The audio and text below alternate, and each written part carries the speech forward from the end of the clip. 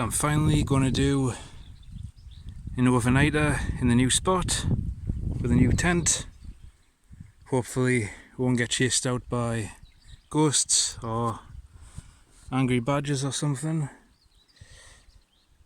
Got some new gear as well to try out. Might get a decent test of the tent. Wind's been picking up and clouds are coming over, so we might at least get a test to see how it'll stand up to rain. Don't know about wind though, because we're obviously a bit sheltered here, so we'll not get the full force of the wind on the tent. It's not going to be that strong, the wind anyway. Anyway, I'll get it out. So I got the Alice pack with us today. Did a little quick modification to it without actually modifying the bag. It's just on the straps here. I can't remember what pack these are from, but they're brass and they pinch the strap, so you just lift the strap and it releases and then thread it through and it's easy. And I haven't actually modified the bag itself. I took a piece of webbing, same diameter as the original strap that came with the bag, and just stitched it onto the clip, and it threads through just like the normal strap does. Somebody might recognise it if they're into military surplus gear. I can't remember what the bag this came off of. I think it was the Austrian Alice pack. It was off the spare strap for attaching the, because it's a 3-piece pack. I just used the backpack though, I don't have the other 2 pieces, and this was off the spare strap. So just threads through, and that's my little modification to the Alice pack. The only other thing I did, 3 pockets on the top have holes down here, I don't know why, so I stitched the holes up, and that's all I've done to the Alice pack so far. Really starting to like it.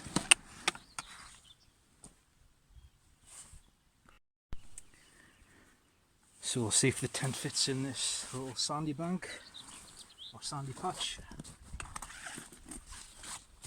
Could attach it on the top of the tent, but it fits inside the tent, so I don't like people knowing like what I'm doing. It's kind of obvious when you've got a tent or whatever strapped to the outside of your pack. I'm not the sort of person who likes strapping stuff to the outside of a pack. Don't like advertising what I'm doing.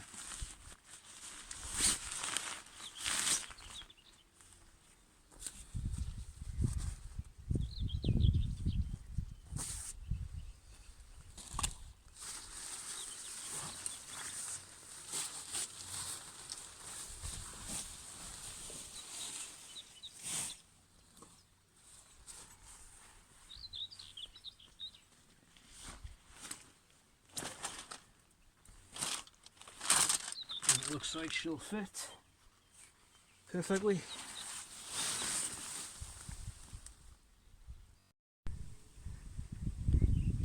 So that's the tent up. Didn't bother filming pitching it. As soon as I started getting it out, it started to rain a bit. Of course now the clouds are going off. Should get some rain though. So enough space for the tent. Got a little area there for cooking. Got the stream for water, which is nice and handy because I haven't bothered bringing a full canteen. Canteen's empty, so I'm going to get all of my water from the stream. So only brought 4 pegs with us, so I had to improvise the rest, so you can't get any more bushcrafty than that. So one of the new pieces of gear I got recently is a life straw, so I'm going to use this now, get some water, boil it up, get some tea on, because you know us British just love our tea. I'm just seeing a few little trout. I think they're just brown trout.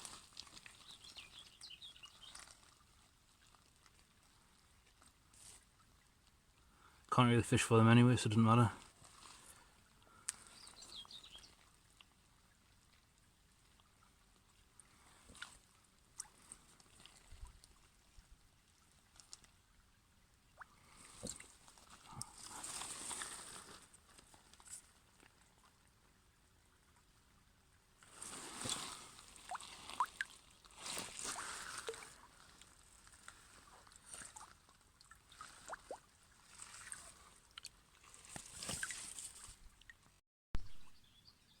So all I've got with us for cooking is the Boundless Voyage titanium kit.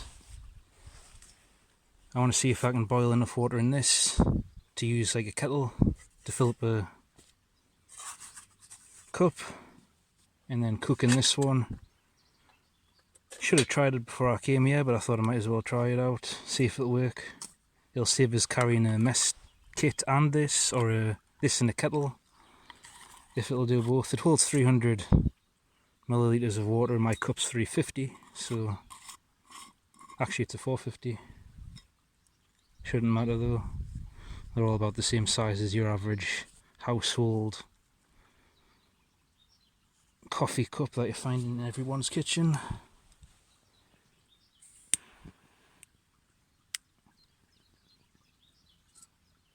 I'm just having a lazy camp, not bothering with anything bushcrafty.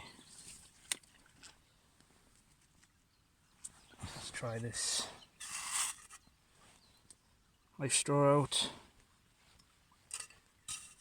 I was going to get the Catadin one, the B3, but I wanted one that was compatible with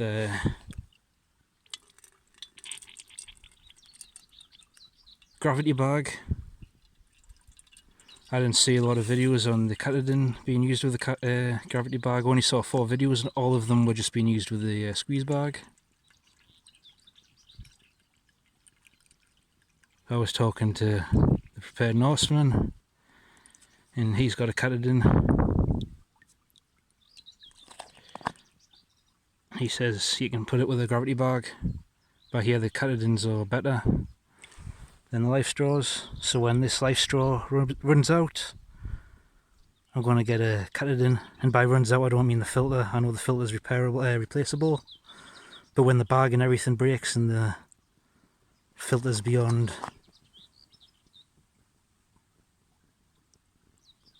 or when like the plastic and crap wears out, then I'll get the Catadin.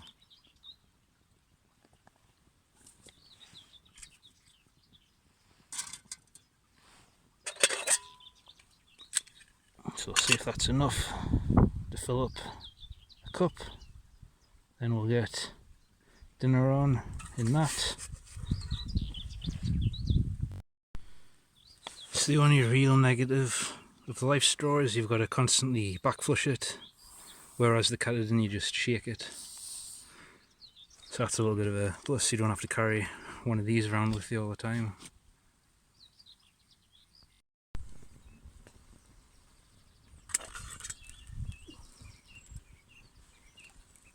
Boiling.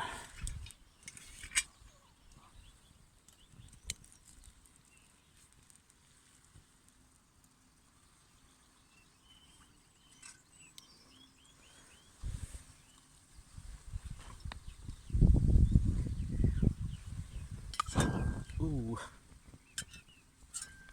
Lost some hand hair and some arm hair.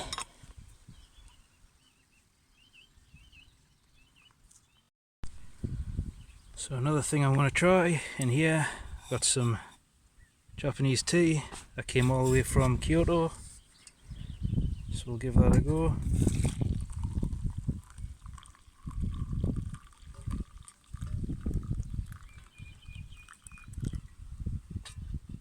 I'd say that's enough, just over half full.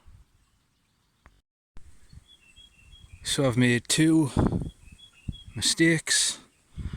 One of them is I haven't levelled out the ground well enough. It's still at a bit of a slope, and I've pitched the tent, so that's the head end, that's the foot end, and it's sloping that way, so I'm going to have to sleep the opposite way around in the tent Otherwise I'm going to have to wake up with one hell of a headache in the morning. Shouldn't be too much of a problem though. And the second one is an absolute noob mistake. I forgot to bring a dry pair of socks, so I'm going to have to sleep with no socks on. Should be warm enough though. It's been 26 degrees Celsius according to the thermometer in the car. Now it's probably 15 or 16. It's still really warm and it's 10 to 8.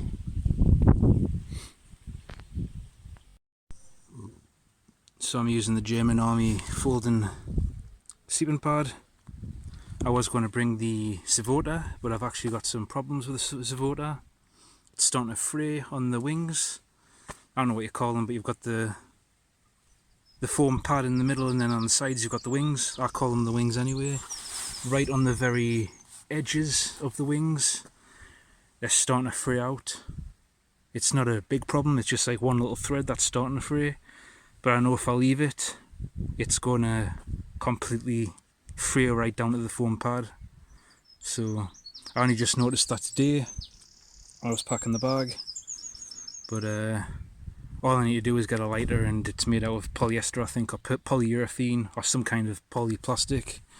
So I can easily just melt it, and that'll nip that in the bud, and it'll be good as new. But yeah. And I'll stick the Alice pack in the head end. There's plenty of room for that and myself in here. Plenty of space on the sides for other things.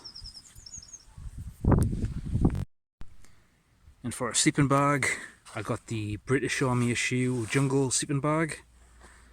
I was going to bring a blanket, but I thought I'll bring this because I think it'd be a little too hot for the blanket. So another new thing that I hope I never get used. I know I will, because it's just part of being outdoors. Everyone's been recommending tick twisters, so I finally got some. Got a free pack. Normally I use the Uncle Bill Slither grippers on ticks, but everyone's been recommending tick twisters, so finally got some. So hopefully, well, I will have to use them. Like I say, it's part of the hobby, but hopefully I don't have to use them that often. So that's the new item.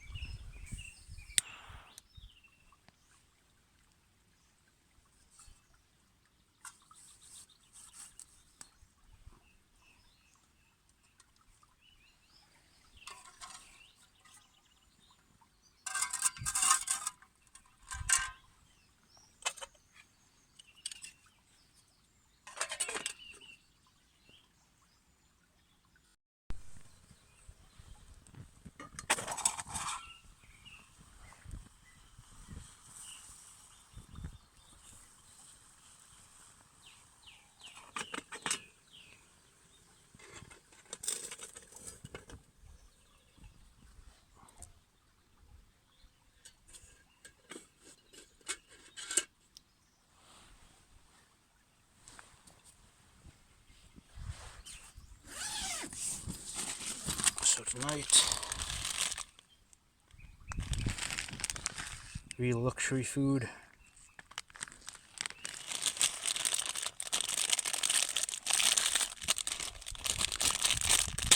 Okay, that's now warm enough to handle. Yep, that would have been red hot before. Less than a minute. These handles take to cool. That's still hot though.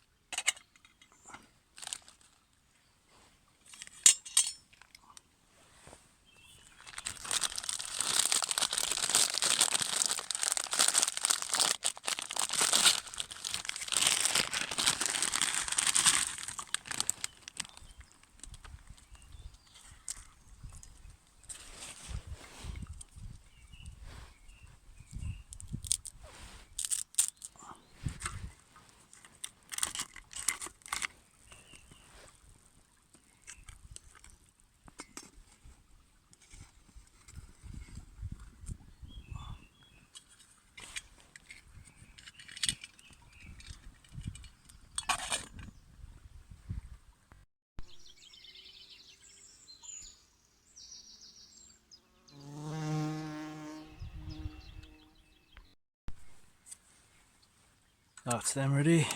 Bon appetit.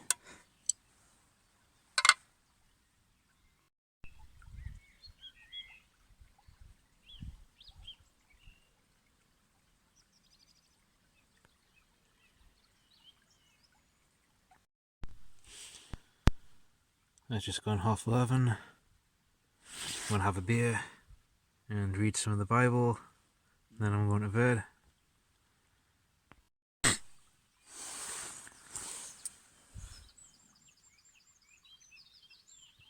It's 4:05.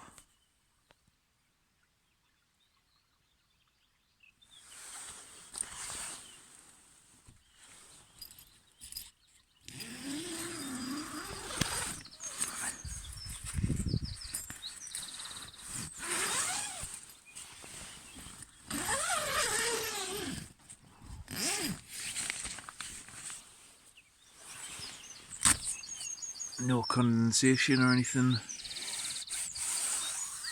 on the inside. The fly sheet is soaking wet though.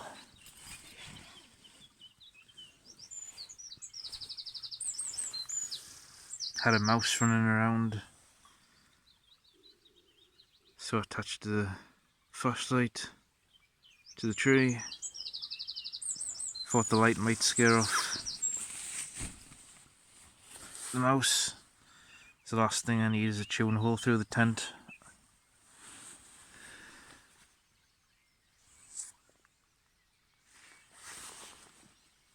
Never came back, so